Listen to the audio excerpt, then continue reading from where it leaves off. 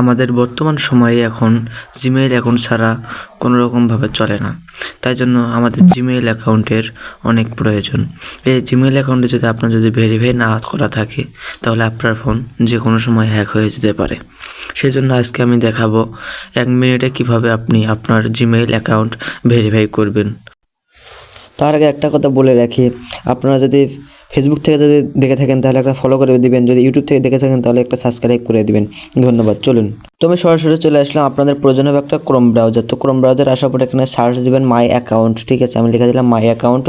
এখানে প্রবেশ করবেন, প্রথম যে ওয়েবসাইটটা আসবে গুগল লোগো, এটাতে ক্লিক করবেন। ক্লিক করার পর এখানে দেখতে পারবেন ফোন অ্যাড নাম্বার। ঠিক আছে, এই যে ক্লিক করবেন। ক্লিক করার পর এখানে অ্যাড নাও ক্লিক করবেন। অ্যাড নাও ক্লিক করার পর কিছুক্ষণ লোড নেবেন। লোড নেওয়ার পর আবার ক্লিক করবেন অ্যাড নাও ক্লিক করার পর এখানে দেখবেন বাংলাদেশ সিলেক্ট করা আছে। আপনার যদি অন্য কোনো কান্ট্রিতে সিলেক্ট করা থাকে আপনি বাংলাদেশ সিলেক্ট করে নেওয়ার পরে আপনার নাম্বারটা আপনি দিয়ে দেবেন। ঠিক আছে, তো আমি আমার নাম্বারটা দিয়ে দিচ্ছি। তো সতর্কতার জন্য আমি ওই জায়গায় করে দিয়েছি। তো নেক্সটে ক্লিক করবেন। নেক্সটে ক্লিক করার পর আবার গেট কোডে ক্লিক করবেন। গেট কোডে ক্লিক করার পর কোড আসবে আপনার ফোনে একটা। এই যে আমার কোড এসে গেছে, তো কোডটা আমি বসায় দিলাম। ঠিক আছে, কোডটা বসানোর পর এখানে ভেরিফাই ক্লিক করবেন। তো ভেরিফাই ক্লিক করার পর এই তো আমার ভেরিফাই হয়ে গিয়েছে। ঠিক আছে।